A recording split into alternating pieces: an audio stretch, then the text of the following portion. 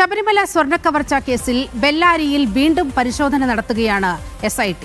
സ്വർണ്ണ വ്യാപാരി ഗോവർദ്ധന്റെ ബാങ്ക് ഇടപാട് രേഖകൾ പരിശോധിച്ചു. പാസ്ബുക്ക് ഉൾപ്പെടെയുള്ള രേഖകൾ പിടിച്ചെടുത്തിട്ടുണ്ട്. 5-അംഗ സംഘമാണ് പരിശോധനയ്ക്ക് എത്തിയിരിക്കുന്നത്. വിവരങ്ങളുമായി ജിജീഷ് കരുണാകരനാണ് ചേരുന്നത്.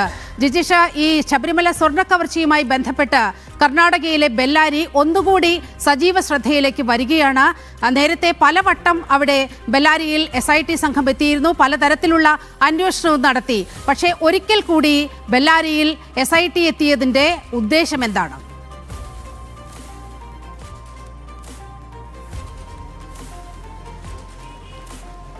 ഇനിവ അന്വേഷണം ഊർജിതമാകുന്ന അതേ ഘട്ടത്തിൽ തന്നെയാണ് നിർണായകമായ കൂടുതൽ തെളിവുകൾ കണ്ടെത്തുന്നതിന്റെ ഭാഗമായുള്ള ഈ ഒരു പരിശോധന. കാരണം ഉണ്ണികൃഷ്ണൻ പോറ്റിയുമായി ഗോവർദ്ധന് നിരവധി സാമ്പത്തിക ഇടപാടുകൾ ഉണ്ടായിരുന്നു.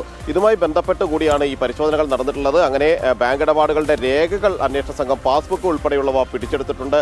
ഗോവർദ്ധന്റെ വീട്ടിൽ നിന്നും സ്ഥാപനങ്ങളിൽ നിന്നുമായി ഇത് 3-ാം തവണയാണ് ഈ ഒരു പരിശോധന നടക്കുകയും ചെയ്യുന്നത്. ആദ്യഘട്ടത്തിൽ ശബരിമലയിൽ നിന്ന് നഷ്ടപ്പെട്ട സ്വർണത്തിന്റെ അളവിന് തുല്യമായ സ്വർണം അന്വേഷണ സംഘം പിടിച്ചെടുത്തിരുന്നു. അതിനുശേഷം വീണ്ടും ഗോവർദ്ധന്റെ ജ്വല്ലറിയിലടക്കം പരിശോധനകൾ അന്വേഷണ സംഘം നടത്തുകയും ചെയ്തു.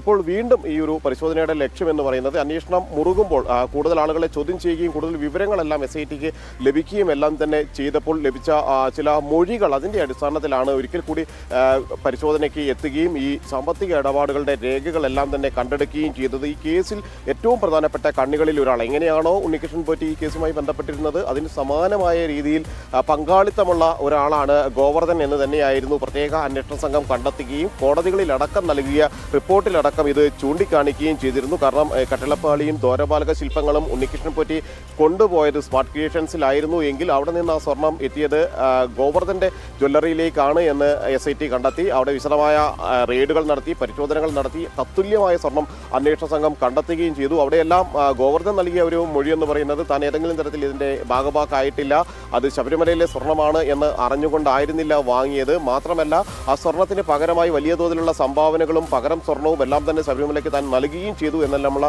ഒരു വാദങ്ങളായിരുന്നു ഗോവർദ്ധൻ നൽകിയത് എങ്കിൽ SIT കൃത്യമായി തന്നെ വ്യക്തമാക്കുന്ന ഒരു കാര്യമുണ്ട്. ഇത് ശബരിമലയിലെ സ്വർണ്ണമാണ്, അത് കവർച്ചയുടെ ഭാഗമായി എത്തിയതാണ് എന്നെല്ലാം മനസ്സിലാക്കിയിട്ടും ഗോവർദ്ധൻ ആ ക്രമക്കേടിന്റെ ഭാഗമായി, തട്ടിപ്പിന്റെ ഭാഗമായി മാറുകയും ആ സ്വർണം വാങ്ങുകയും അതിലൂടെ വലിയ സാമ്പത്തിക നേട്ടം പ്രതീക്ഷിക്കുകയും എല്ലാം തന്നെ ചെയ്തിരുന്നു എന്നാണ് അന്വേഷണ സംഘം വ്യക്തമാക്കുന്നത്. അങ്ങനെ ആ അന്വേഷണത്തിന്റെ ഭാഗമായി SIT കൂടുതൽ വിശദമായി മുന്നോട്ട് പോകുന്ന ഘട്ടത്തിൽ തന്നെയാണ് ഒരിക്കൽ കൂടി ഗോവർദ്ധന്റെ ബെല്ലാരിയിലെ സ്ഥാപനങ്ങളിൽ പരിശോധന നടത്തുകയും അതുമായി ബന്ധപ്പെട്ട് നിർണായകമായ ചില രേഖകൾ കൂടി, സാമ്പത്തിക ഇടപാടുകളുടെ രേഖകൾ കൂടി പിടിച്ചെടുക്കുകയും പാസ്ബുക്കുകളെല്ലാം തന്നെ കണ്ടെത്തുകയും എല്ലാം തന്നെ ചെയ്തിട്ടുള്ളത്. ഇതിന്റെ പരിശോധനകളുടെ അടിസ്ഥാനത്തിലായിരിക്കും ഇനി പ്രധാനമായും അപ്പോൾ ബെല്ലാരിയിൽ കേന്ദ്രീകരിച്ചിരിക്കുകയാണ് SIT.